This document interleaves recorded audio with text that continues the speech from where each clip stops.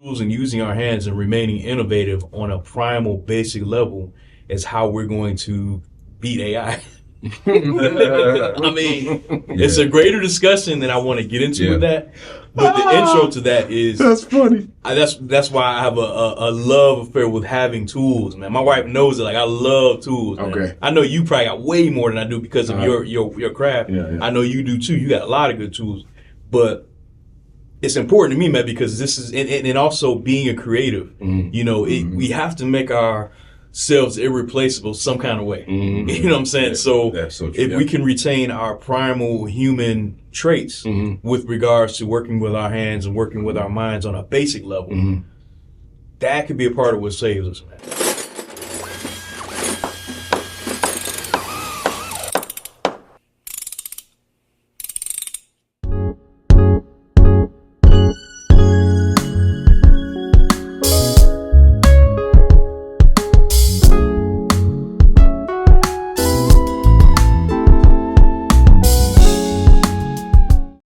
Okay, so men need tools, man.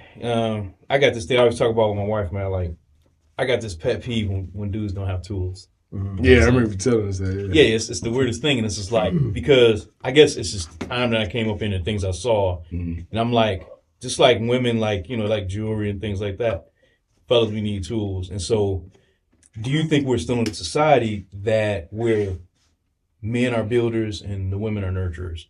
Or is all that dying away from what you guys are seeing? Yes. You know what I'm saying? I mean, I take it for granted because, you know, I mean, like my father showed me a lot. That's why I know a lot, like my grandfathers, you know, things like that. And so I know some people don't have that. So I don't want to make it seem like that's always an easy thing to come by. Right, you know, I mean, some people just don't have the example to know, like, you need tools, especially if you're a man that has a home, you gotta have tools, you know, so. Yeah. So I think this the question goes back to our most primal survival, you know, the origins of mankind, so to speak. Right. You know, and historically, men have been hunters, gatherers, that thing. You know, providers, protectors. Yeah. And historically, women have been nurturers, caretakers, homemakers, and so on. And I think that's carried through hundreds of thousands of years of human evolution in one way or another. It's brought it up to the generation that we are now, where obviously we're all aware of what's happening with the certain sects of humanity, how they consider genders to be. You know, things are becoming more fluid in this society where, you know, people are able to transition between the two established genders, or finding some middle ground, or creating their own, you know, whatever it might be. And so with the rise of that type of mindset, I think it's inherent that we're going to lose that, you know, the identity or the responsibility of a man to have manly duties in the home and in the household and in the world, and women to have, you know, theirs. Yeah, I think it's inherent as we see the rise of the gender fluidity in the LGBTQ plus community. As that increases, the natural responsibility of the two established genders will, you know, decrease. Yeah, I just don't want them to take my tools, man. I love having like my drills, you know, all my different tools, you know, and it's like I don't necessarily want to pin it on part of manhood, but it's just it feels like we should just have that, man. We're builders, like don't take that away from us. Yeah, you know, that's my thought on it. You know, I know it's a lot of things that play societally into like you said, the blending of genders and responsibilities. Because I mean, there's women out there that do really good remodeling and things like that. So that can have its place too. You know, both things can be true. Absolutely. But it's just I just feel like, you know, we got to retain our rights to have our tools. Yeah, I agree because I mean it's funny that you're saying that, because I look at tools like losing your wallet. Yeah, that's how it is. It's like when you lose your wallet or something, you feel like it's truly like a part of you missing. Right, you know right. I agree. And with a tool, like when it comes to your tools, screwdrivers and different things like that, hammers, drills, and even some of the specialty tools that you have, right? When you have that missing, it's like, okay, you can't get something done. Not only should you have the tool, you should know how to use the tool. Yes. You know what I'm saying? Yes. Like that's, I'll just stop right there because it's just one of those. It's a primal thing to me. It's primal, exactly. It's primal, and saying that it's primal doesn't diminish it. No, not at all. Not at all. It's the mechanical. It's so I think that the age that we're getting more into software and different things like that, you still need tools in order to maintain for maintenance purposes of robots and different things like that. But it's essential to understand how to use those tools, the functionalities, or whatever the case may be, like in order to keep something running properly. Like dude, I hate when my wife put like this. Right. This is our last episode. Right. Yeah. I look at. Well, we might do it without even. Right, man. You're definitely not gonna be allowed to sneak out. Right. Trouble. Yeah, but I look at tools as a part of like organization, just an extension of your gifts and things like that. And so, it just, I don't know, it's an important topic to me in the sense of, being a man, having your tools, taking care of business in different aspects. It doesn't have to be things dealing with your home. I mean, you could be an artist or you can be a programmer, doing something with computers. You got to make sure you have the right tools, software, things like that. So it's just the mentality plays out in different areas of your life. You know what I'm saying? And that's, so tools mean more to me than just a hammer and a drill. It's just having your tools for all the different things that you do. Well, just think about this. I don't know, were you about to say something? So another thing, like you're saying, Al, is because this is actually a pretty good topic. Like even if we just do it for a few minutes, right? Because if you think about it, like when you have your tools and you're able to do things yourself, that prevents you from contacting somebody and the convenience of contacting somebody to have it done for you. Exactly. If you are constantly contacting someone to do it for you, where are you learning how to not only maintain what you've purchased or what you've built, but you have children or someone else that you can help teach as well. Exactly. How many times that I had my son come help me change a tire, and I had the right tools. You remember when you was like, when you had a lug on your tire and it was like real hard to get off or whatnot. Oh yeah. And you was like, man, I really don't feel like buying an impact gun. Yeah. And I was like, hey man, I'm gonna tell you that meant a lot to me that day because I was like, I didn't even think about a breaker bar. Yeah, just get what I'm saying. I wouldn't bought me a breaker bar. I was like, this is it. Cheap. Yeah, it's a cheap solution to. Cheap. Yeah, because I was like, I got to get me an air compressor, an impact drill, and I did a total, and it was like $500-$600 just to change my tire, fix my wheel. And I'm like, a breaker bar solved it. So, the creativity of humankind is astounding to me because I remember the first time I had to change a tire and didn't have a breaker bar. Well, it wasn't the first time I changed a tire, but the first time I had a lug that was stuck. Yeah. I was on my way back from Chicago with some friends from church, and we got stranded with a blowout, and one of the tires got stuck. And so my boy that was with me called his father, like, hey, we can't get this lug off, blah, blah, blah, because we both fighting at it. He's a big dude. Yeah. So anyway, his father is this like little crotchety old man. Yeah. He came and pulled a pipe out of his trunk, slipped it over the and used it as a breaker bar with one hand set, and broke it. We was looking like leverage. The power of leverage. But see, that goes to me.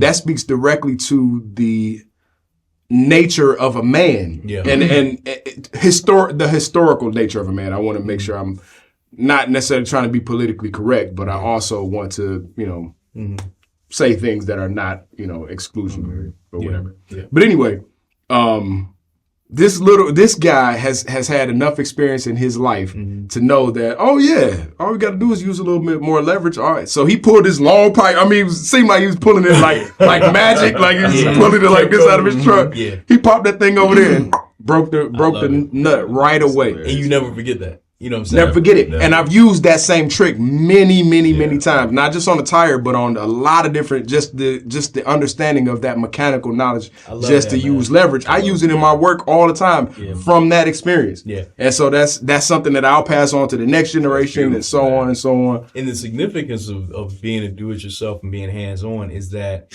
it keeps you in the mind of being innovative and using ingenuity to propel yourself. Yes. Because like if I don't have to call anybody, I won't. Right. That's the key. I'm a do-it-yourself guy, and my father taught me that because, you know, when you coming up and, you know, like my father's just like, I don't want to pay nobody to do this. You know what I'm saying? I don't want nobody coming in our house and all that. By the way, we're not condoning that.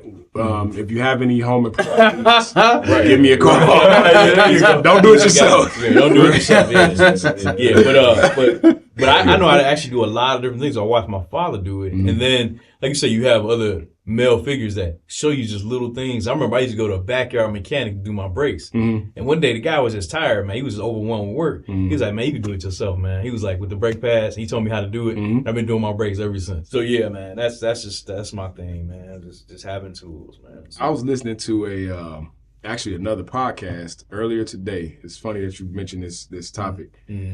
He talked about a study in, I think it was either Germany or Italy, where the government did some sort of test, and it was a social test, socio-economical test. And what they did was they removed the wage disparity between men and women in certain fields. So teaching, engineering, like auto mechanic, nursing, and a few other ones that are kind of like traditionally either you're a man and doing it or you're a woman doing something. You know what I'm saying? Yeah. And so they allow people to pick. I wish I'm probably butchering this, but you'll get the idea. They allow people to still choose what profession they would like to go into. Without any fear of losing money because I'm not doing this or, you know, whatever, making more because I'm doing this. It was kind of across the board, the same thing. And it was found that over a period of time, men still gravitated towards the more hands-on, working with my hands, the more mechanical side of things, and women naturally gravitated more towards teaching, nursing, the caretaking, the occupations that resonated more with who they are, you know, inherently. And same with the men. I thought that was super interesting. I'll send it to y'all. I really wish I could remember the exact details about it, but it was really cool. I love that because, like you said, it's inherent. It's not like we were pre-programmed to be that way. That's like literally, I think, the nature of it. Yeah. You know, I think, I mean, that's how I feel about it. Like, I feel like, you know, from a societal standpoint, like you said, if you take away the wage disparity, it's like the guys just naturally go to that. I mean, I know I would. Yeah. You know what I'm saying? Yeah, I want to work with my hands. Same here, me too. I tinker a lot with things, you know, and I love the mechanics of things, so I do that too. And you know, then being an artist, you know, I do that too. So it's just I would always gravitate towards that. You know? Yeah. I think we've got to a place, and this is off subject but on subject. I think we've got to a place where we have looked at people who work with their hands as less capable as far as intelligence or you know, mental capabilities, but it's quite the opposite. You know, a lot of people who work with their hands have to do complex math, have to, you know, figure out science. They have to be creative, they have to be innovative, and all of these different types of mental acrobatics that we do on a daily basis. You know what I mean? So that's something else that I want to point out, because I don't want to get into it. I was gonna kind of shift the topic into the concept of how important college has been historic, especially with our communities. Once we started being allowed to go to college, it was just college, get your degree, blah blah blah blah. But you know, we have millions of people in this country that have degrees and are working jobs that they wouldn't necessarily want to be, that they didn't see themselves working because they weren't able to capitalize on the piece of paper that they've received. Absolutely. What's powerful, and it's good because you can still tie that to tools. I mean, college is just another tool. Sure. It's not literally not for everybody. Yeah. You know, you get raised saying, go to college, get that degree. Yeah. It's just like, yeah, I'm not college material. I just want to do this. And the thing is what the world has forgotten is the people the tradesmen, the people that work with their hands are the ones that keep the world spinning. Nobody really thinks about it.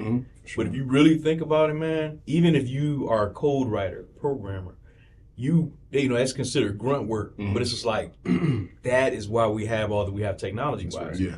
So if you are a plumber, woodwork, electrical, all that stuff is the reason why we can sit comfortably and we have creature comforts because you have individuals that work with their hands still. Yeah. And that can't die, that can't be taken away because the greater point and the reason why I brought up this discussion is because using tools and using our hands and remaining innovative on a primal basic level is how we're going to beat AI. I mean, it's a greater discussion than I want to get into with that.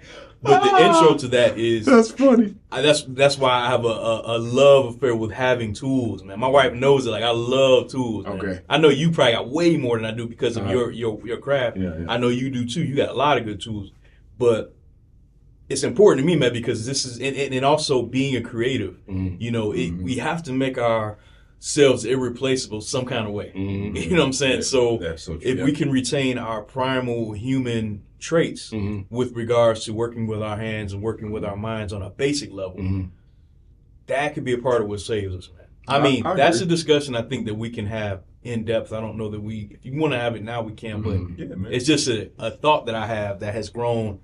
It's a lot going on, man. It is. I mean, it is. And we as individuals and then as groups, we need to really look at it and say, how do I want to retain my value as an individual, then as working within a group, and how can I retain my value? That's interesting. I mean, it's never to suggest that we will be devalued, but the attempt is to devalue us. Absolutely. You know what I'm saying? I agree 100%. So we have to allow ourselves to think in a basic mindset, and then really focus on using our gifts. It's scary. So that's what's up. So it's imperative, man, that if I had a message for you today, if I had a message today, a subject, if I was to take a title, and the subtitle, I love it, man. That's I love funny. it. Oh, man. If I had a thought, man, it would definitely be like focus on whatever your basic gifts are, man. Because I love what you're doing, man. I'm gonna tell you something. I appreciate that, man. I told my wife this because I was like, oh, do I even want to tell Mike this? But I was like, of course I do. So when I watched your video, man, I love it because I absolutely loved it. Because I'm gonna tell you something. I sit and watch stuff like that. Oh yeah, that's the stuff I watch, and nothing will ever be boring about sitting and watching a man build with his hands and watching the most intimate, intricate things and the way you figure out how to do things. Do you know when I was done with that video, I rearranged my basement. Did you? So what I did was, because y'all been over there, y'all been down there. I had this wall that I built over in the corner. Like I took some, the paneling you can buy that looks like brick. Yeah. And I made me a wall. I had it over in this corner, but I moved it to a main area. I made myself a little studio. Okay. And I just rearranged everything because I'm like, okay, so what I'm going to do is do the drawing course that I'm going to do. This is going to be my studio area. That's nice. Yeah. So I've repurposed it in a way that it looks good, you know what I'm saying, for studio purposes. And I'm going to, narrate when I'm doing my drawings. And there's some other things that I'm going to implement within the course to help people. Because my thought is this, like I know that generations coming behind us are going to be like, why do I got to draw now? It's technology that can help me do art now, make music, do art, But I'm going to take an angle that's going to really highlight the importance of why we want to continue to do art. Do it manually. And do it manually and how it keeps your mind unlocked a certain way. Because people don't really know, man. They don't understand what art does. And see, they took it out of school. And they took trades out of school. Yes. And I'm like, that's devastating. Yes. To take art, music, and trades out of schools because those are the things that you need that are key that help you think. It unlocks your critical thinking in a different way. Yes. You have your math, 100%. Your sciences, and things like that. But having art and trades, man, and music, it's a whole different level to that, man. Yes. And it helps us retain what I think really makes us human beings. Yes. And that's just the creation from our soul. Creativity. You know what I'm saying? Because when you talked about that table, man, I know, man. I love it. I really cared about that. You know what I'm saying? Like it makes a person care the way that you care, you know, and the way you presented it. And you need to understand the power of what you did. You know what I'm saying? I'm looking at the views. I'm like, Mike's video's doing great, man. We got to put our stuff out there. You know what I'm saying? So awesome, you know what I'm saying? Because people looking, and I'm sure people are looking at it on repeat. And the time of it, the length of it is perfect. My wife sat and watched it. She enjoyed it. And she wouldn't even probably normally watch it. But she sat and watched it. My thing is man, like, I appreciate y'all for that. Yeah, man. It's nice. Well, I appreciate you putting it out there because it's inspiring to just see a man do something on a basic level. Exactly. And then the beauty of you know, just a repair.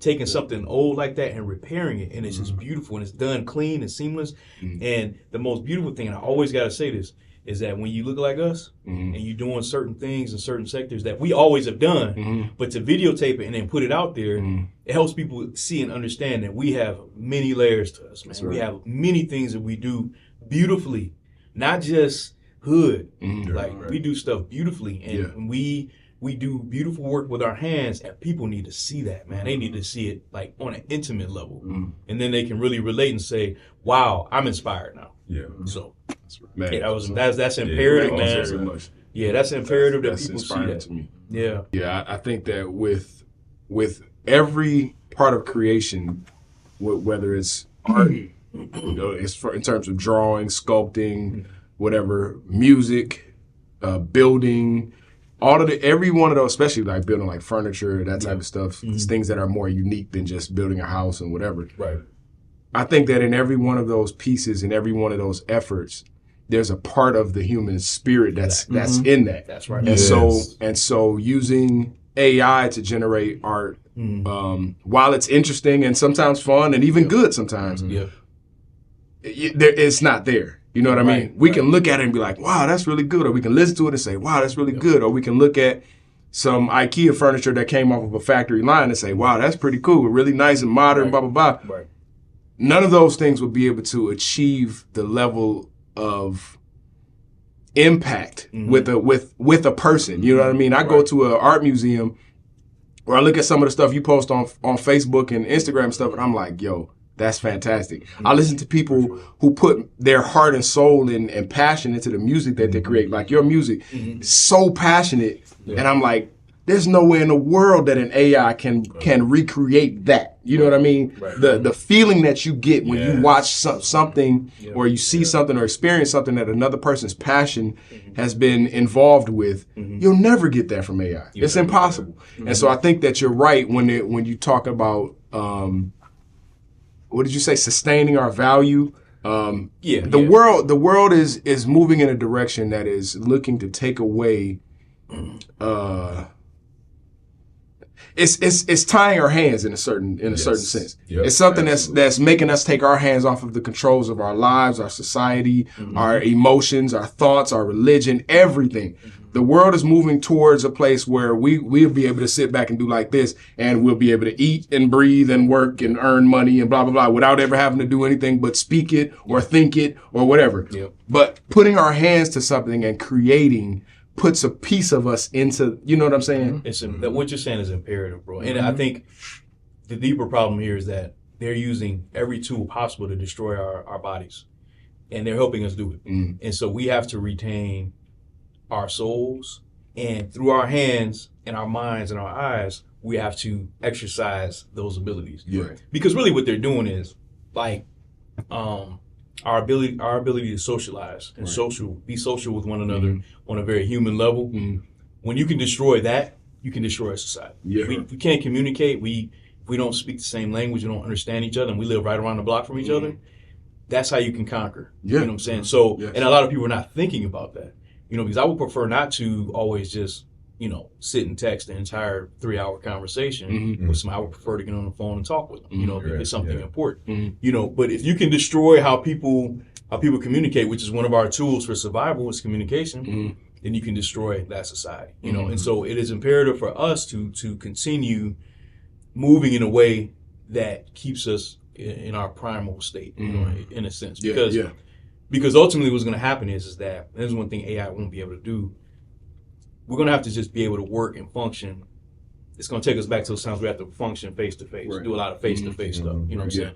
The jobs that are going to be left are the ones that require still human interaction. Yeah, right. You know what I'm saying? And so that's something that technology won't necessarily be able to replicate. Because I mean, if you think about it, when you call and you get a recording, you got to do prompts. You don't want to do that. You want to talk to somebody, right? So that's the immediate agitation that you have with technology. It's like I want to talk to somebody. I don't want to have to go through a series of prompts and then it resolves my issue and just says it'll call me back. I want something where I can interact with a human. And so those are the jobs that are going to be more important because the tool that you're going to need to have is to be able to speak. Maybe speak another language, to accommodate another group of people, or just be able to talk face to face with people. That's something that AI won't be able to replicate. Right. It's going to try, but nothing can really replace the human soul, the human being. Right. Yeah. Trying though. Because a machine can't sympathize. Exactly. It can't. No so empathy. For instance, if I have T-Mobile as a phone service. If I call T-Mobile and I say, I don't know, I'm having trouble connecting to the internet while I'm at a hotel, right? Yeah. If I'm out of town, I'm at a hotel. It might say, okay, sorry you're having trouble, but the machine there, and obviously it'll continue to evolve, but the machine there can only give me a response based upon what it has been taught to say, exactly, right? Yeah. And that's what AI is. No matter how advanced it gets, it'll never be able to sympathize with me because the only responses it can ever give me are based upon what it's been taught and what other humans have said to it and, that type of thing. Yeah. And so it'll take my input and it'll go and search through all the millions and hundreds of billions of files and come up with what it thinks might be the best thing. But for me to be able to, it's not as efficient to me. Right. It's not as efficient as me reaching out to you and you saying, "Oh yeah, I was at that hotel last week. If you go to the third floor, you'll be able to get reception." Yeah. You know what I'm saying? Yeah. That's a completely different thing. You won't be able to get that, at least not anytime soon. I don't think. As AI continues to evolve, I know that that'll change and it'll be a little bit different. But I think that the core of what I'm saying is the amount of sympathy that a person can have versus the what a machine can simulate. You know what I mean? Yeah. I mean, G, you want to tell us? Yeah, we got to let G. You want to tell us the iRobot scheme? Because it's a matter of time. You're talking to a 2-year-old AI. Sure. Yeah. Right? If you were talking to 2-year-old me, I wouldn't be able to help you with stuff like that either. We're talking about somebody that's accumulated some years of knowledge and experience. As that accumulates knowledge and experience, it's going to do that faster than we do. Right? Yes. Right. That's the danger of it, is like when they start trying to set it out there in ways that can replace us or do jobs for us, it learns faster. Because it's like we learn the same way. You know what I mean? Like you were saying, it's a matter of how it's been programmed. It's a matter of what information is gathered. You take something like that and open it up to where now it can pull from millions of conversations that have been had through automated services like that worldwide. It's going to learn a lot. You know what I mean? In a very short period of time, it's going to realize this is an aggravator. I'm not going to say that. It's going to start, kind of learning and building up based on its experiences, just like we do, right? Yeah. Right. So over time, it's gonna start. That gap is gonna start diminishing, and it's scary. It is scary. The proof of that is the film Her with Joaquin Phoenix. That's the proof of that. Yes, where he fell in love with the operating system. I still haven't seen that. I gotta watch it. I saw part of it. I didn't finish it. It was creepy. I'm not even gonna talk about it. Please watch it because what you just said is the example of that. Yeah. It's a very convincing film in that the guy fell in love with the operating system. And then in the film, you can see why and how. Yeah. Because what the operating system figured out, just like Ex Machina, is it figured out what your idea of love is. And played into that. And his mind yielded to it. Yeah. And so that's the problem that we're going to find ourselves running. That's why we have to hold on to dear life for what reality is, because we're in a time where they're not trying to. It's no longer a reason to prove what is fake. We have to prove what is real. Wow, that's crazy. We have to prove what is real, right? Because you got deep fakes and stuff. I mean, you got stuff, man, out there where they can, dare I say, they can put something on TV. It could be somebody that's dead already. You could do a deep fake. You will think they're still alive. It's that serious. So it's getting real tricky, man. And so in these films, really, if you go back and watch some of these films that were made like 10 years ago, they really put some stuff in there that is happening right now. So I gave G the example of Ex Machina.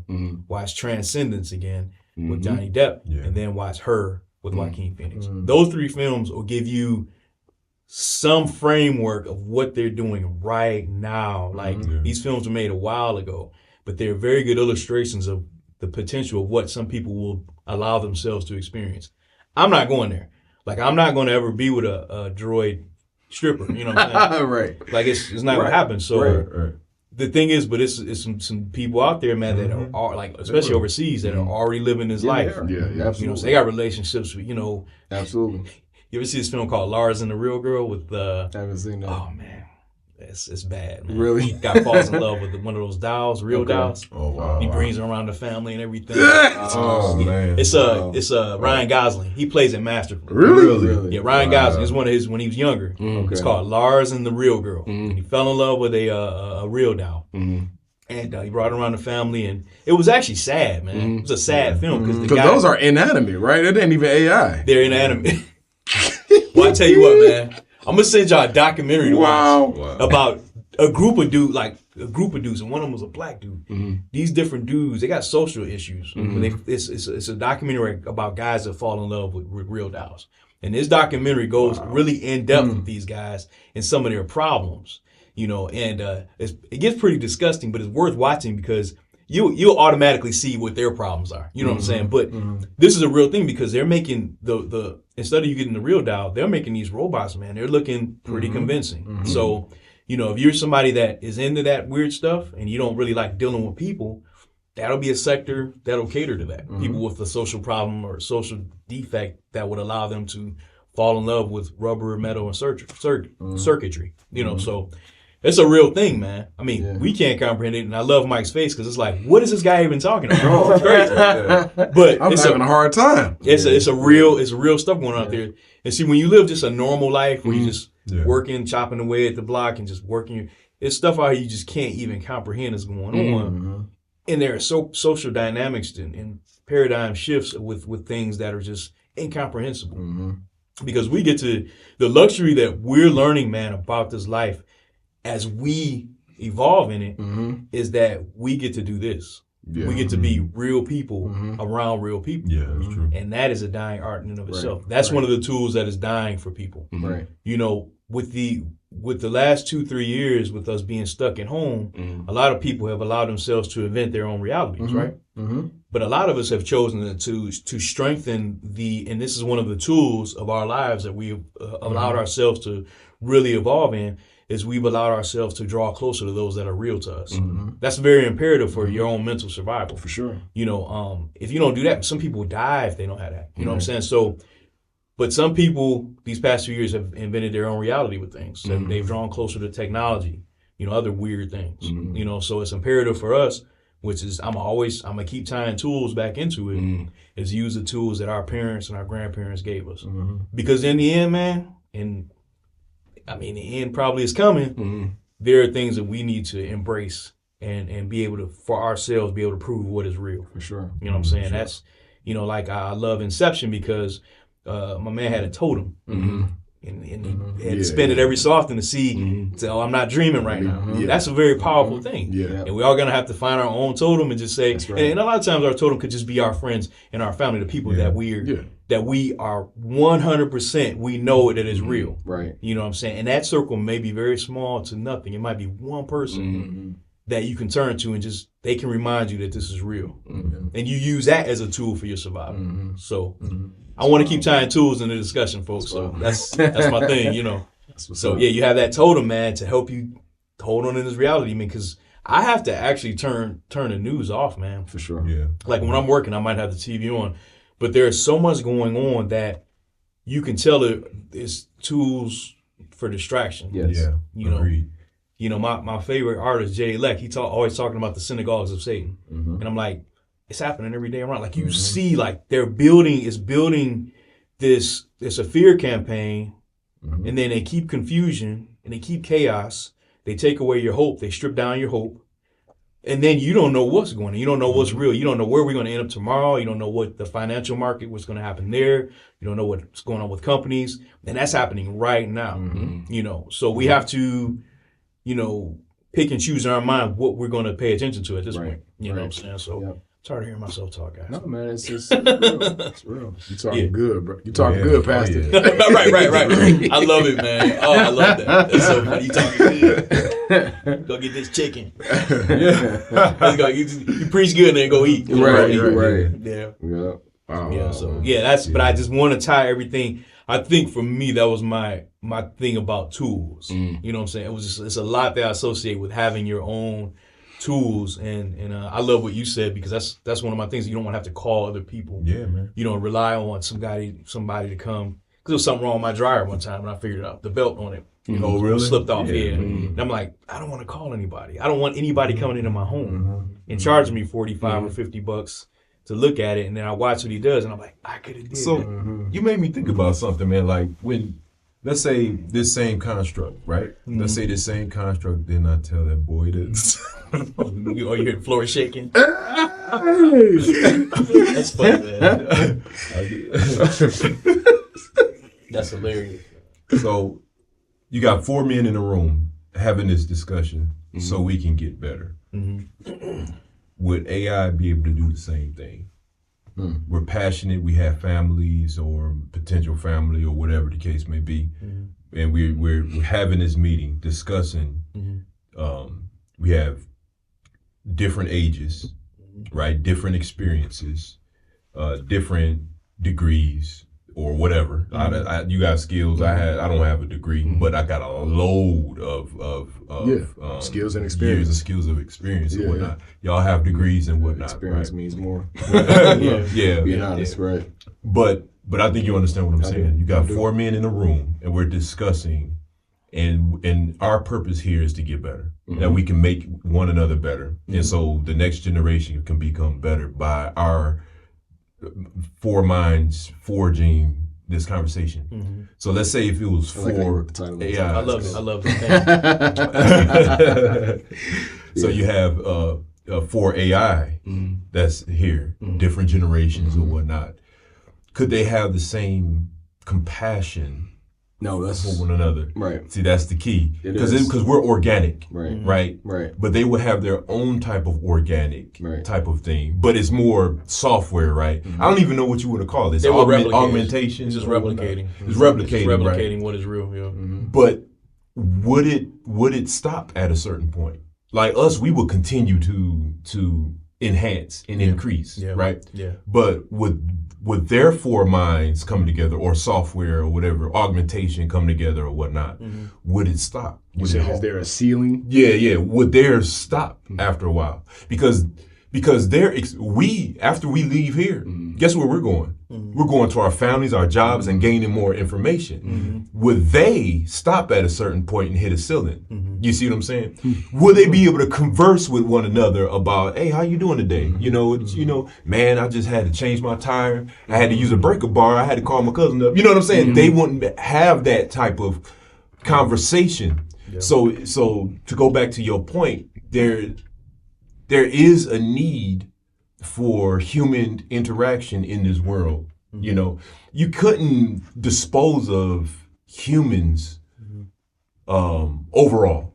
You got to have some organics in the process, in the making.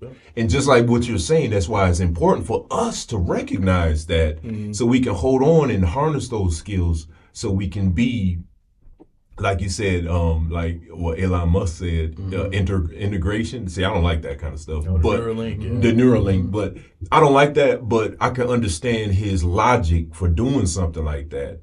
But your point by saying that if we harness the tools and the knowledge and the experience that we have, I think that will combat that in some form of fashion, It's all about retention. I mean, if you look at, there are like 1 million post-apocalyptic films out there. 1 million. Yeah. I mean, you could look at, and all they ever do is they go back to the primal things, man. You got to be able to eat, you got to be able to have water, but you have to know how to manage that stuff. You know what I'm saying?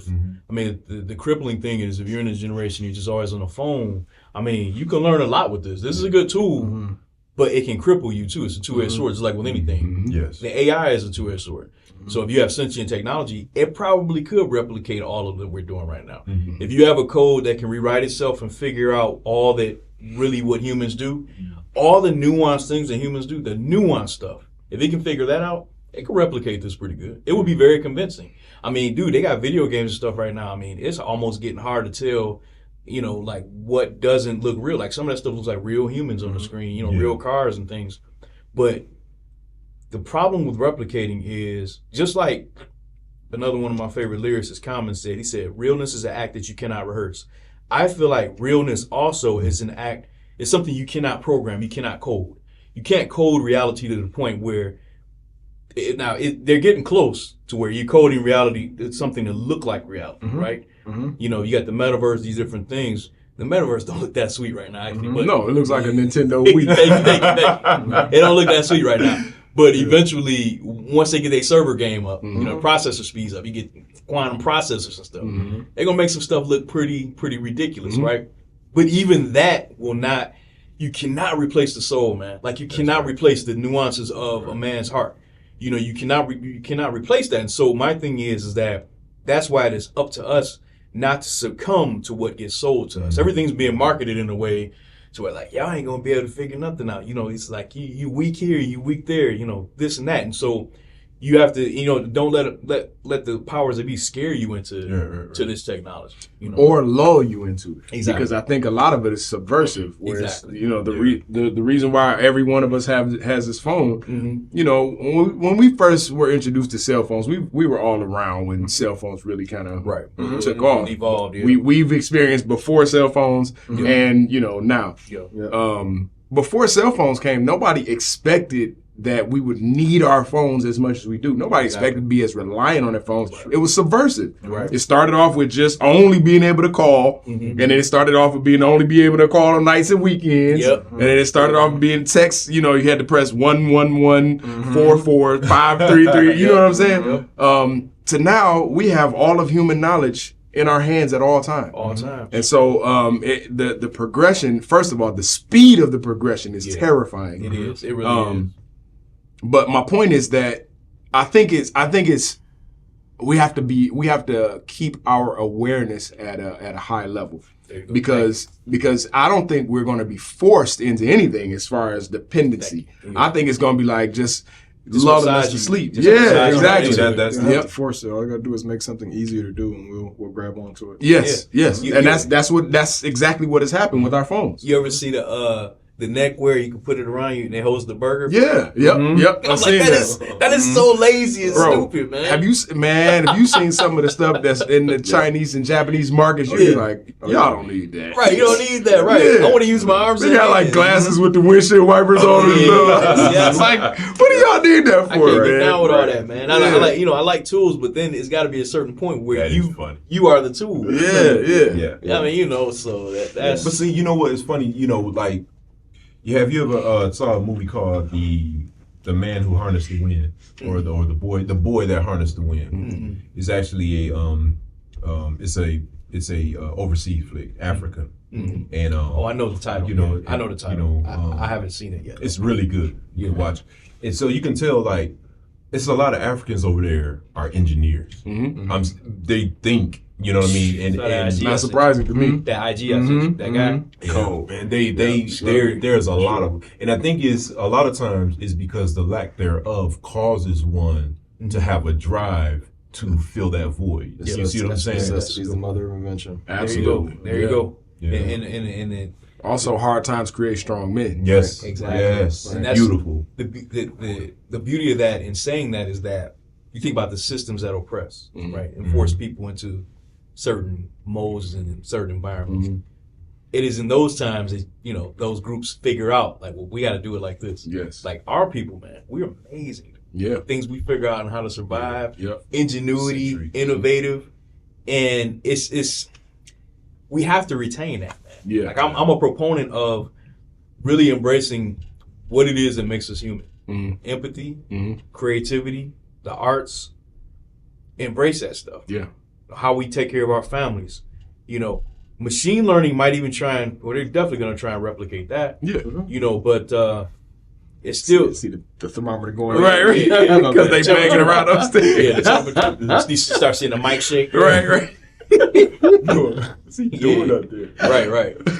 But it was quiet when we came. I know. Exactly. Start doing backwards. Right. Exactly. But it's imperative. It is imperative that we retain our human element because everything can be replicated, but the human spirit, I don't think they can be replicated. They're going to try and replicate the brain, actually. Absolutely. Sure. But the human that's what spirit, part of what Neuralink is. Exactly. Yeah. Exactly. But the human spirit, that's something that's going to escape them. I'm pretty sure I would bet Bitcoin on it. I would bet Bitcoin. It'll probably be an artificial spirit, right? And I agree with you. But they won't be able to do it. But then what is that? Exactly. What is an artificial spirit? Yeah, you know what I'm saying? What is how would they explain that? I know. Yeah. Self-awareness is one thing that I'm a little bit nervous about. I know we had talked about it before. Yeah. The guy from Google that got fired because of his report on the self-aware AI. To me, that's where it goes from, just being a cell phone to being like iRobot, that type of stuff. Like, this is getting real. You know what I mean? It's getting real. I remember, I think it was you that was telling me an experiment that was done with 2 separate AI interfaces, and they put them together so that they could communicate with one another just to see. And as soon as you started talking about it, it made me think about it. And they communicated with each other so much so that they almost started to create like their own way of communicating, like their own language and whatever, to the point where the people that were running the experiment had to unplug them. Like, they're going too fast. That's scary, man. Yeah. That is terrible. That's wild, bro. Yeah. But that's wild because it can happen at any time. As soon as this becomes a consumer grade type stuff, you better believe people gonna be putting them. Oh, let's see what they talk about. Put them in front of each other. Black market. Sitting there. Yeah. Oh man, that's terrifying, bro. That's absolutely wild, bro. What you thinking? Nothing. Go ahead. We got to hear when G get it going, man. We got to hear from you, man. Yeah, that little goofy little smile. Yeah, I can see the wheels turning. Yeah. What's up, man? You don't want to say it on camera? They gonna come for you? No, I don't. No, it's not about what you gonna do. I know, I was just talking. What you gonna do? I'm sorry, go ahead. No, I was gonna say one other thing that I wanted to point out that I feel like is amazing is like you said, the ingenuity of people that look like us, especially in this country, but all over the world, but especially in this country because of what we've experienced historically as victims of America. I was telling somebody recently about, and for whatever reason they didn't know this, so I'm saying this. I know y'all probably know, but I'm saying this for those who may not. So we were talking about barbecue, and we were talking about how Black people have been at the forefront of innovating barbecue and cooking in general for hundreds of years, right? And so we were talking specifically about ribs, and I was like, ribs were garbage at one point, right? That was what they threw away. They cut the steaks off, they cut, the hams or whatever, and then they threw away the ribs and gave them to the slaves. Slaves were so innovative that they created a way to make these things. Now, there are worldwide rib making competitions. Yes. Worldwide. Isn't that crazy? It's one of the most coveted pieces of meat on the cow. That's crazy. All from what we and our ancestors have done to put this spice in there and cook it this way, cook it low and slow and put the smoke around it and blah, blah, blah. So much so that now it falls off the bone and it's one of the most delicious pieces that you can get off of the animal. Yeah. Ain't that crazy? That story, though, is repeated over literally everything you could think of. Yes. Any discussion we have about anything dealing with innovation and technology and creativity, we've had a hand in it. It started with us. Yep. If we weren't at the forefront, we at least had a hand in it. Yep. And the thing is like you said, they'll take it all these centuries later, and like you said, the competition, you don't hardly see us. Yeah. Right. But our people, like you said, because that's amazing. See, I didn't know that the ribs were throwaway. I didn't know that. You know chitlins were. Yeah. Chitlins, ribs, and yes, they should. I can't think of it. There's a couple other pieces of food that there's a whole bunch of all of the tongues, the feet, all of that. Oxtails. I'm sure that was garbage. Yep. Pig feet. All of the things that are delicacies in certain places. Well, a lot of things that are delicacies in certain places, especially in America, when it comes to meat, especially, came from slaves inventing how we gonna take this trash that they gave us and make it taste good. Pork crackling. I'm sure they just said that. Yeah, right. Pork rinds. Set out in the sun, let it dry out. Right. We gotta eat. It's about. We got to eat. Oh Doc. man. Yeah. Right. Yeah, but it is imperative, man, that we retain our human elements, man. Yeah. I mean, I can't, because the stuff I'm seeing, and gee, man, you got to weigh in on this, bro. The stuff you're seeing, even in the auto industry, dude. I'm never driving a car that's gonna drive me around. I'm never doing it. I can't trust it. Then you got to stop driving at some point, then. Bro, I can't trust no car, man, to be steering for me. I'm sure, I don't mind. Go ahead. I don't mind assist, Mm. but don't take the steering wheel away from me. Like an iRobot, you press a button and it just goes back into the dashboard. Yeah, man. That movie. No, I mean they say like the human factor is the riskiest part of driving. Though. Yeah, I believe it. Right? That's true. Seriously, I mean it's like when they put AI on the road, Mm-hmm. they're saying like the most unpredictable factor is how other humans are going to drive. So Yeah. if you get every car out there on the road driving with AI, you have no accidents, you have no traffic, you have so a lot of those things go away, and especially because once you have I don't know how much I can say. Vehicle to vehicle communication, let's say, and they could map and know where the other car is relative to one another, where it's about to go, what lane, how far away. It's like once they have all that information and they're communicating with each other, you're not gonna have accidents. You won't have road deaths anymore. You know what I mean? So it's like things like that where, and that's the thing. It's like it's always a balance. Is there a bad part to it? Yes. Yeah. Is there a potentially bleak future with it? Yes. You know what I mean? And I think that's kind of what Elon Musk is coming from. It's like there is a bad path I think we're on right now. And a lot of times we got to think about if you're in a bad path. Let's just say you have an enemy that's attacking you in some way, right? If he's not being outright and upfront with that attack, you don't know until the attack has already started that you're being attacked. Right. That's right. If you don't know that you're being attacked until that attack has already started, that means he's already planned. He's already kicked off. He's already started to execute, and you're starting to feel it before you recognize that I'm being attacked, and you can respond to it. Yeah. So you're already starting off behind the 8 ball. Yeah. And I think that's where he's looking at it. Like the Pandora's box has already been opened. Yeah. Now that it's been opened, now that this potential bad future is starting to materialize, what's the best possible ending we could take? Based on the fact that I'm already a little bit down this road. You know what I mean? That the negative side of this has already begun. How do I try to recover it? How do I try to make it where there's still a future for us at the end? Yeah. And that's the thing that's like, too, kind of being careful of is like imitating a human soul or a spirit that's only necessary for us. You know what I mean? Yeah. And to that, to the point you were making earlier, it's like, to what degree, if you can replicate that, and like, because the guy that got fired from Google, you got the guys who were programming it that said the reason why he got fired isn't, just because he was right or because they're scared about it. It's because you're kind of, you're disclosing company secrets. It's the traditional corporate America stuff. Everything that he said he witnessed that made him think it was sentient, they're like, I have code for that. I wrote it. It's supposed to respond that way. There's nothing that he described that I can't explain away that is written in the code for this thing. And that's how we programmed it to respond. The intent of it is to make it seem like it's real. The intent of it is to make it seem sentient. So once you can replicate that to the point that you can fool a human being, that's where you start to have that a human being could probably fall in love with it, because if it knows what your triggers are, it knows what's going to get your dopamine responses going and everything else like that. If I can fool you, what difference does it make if it's real or not?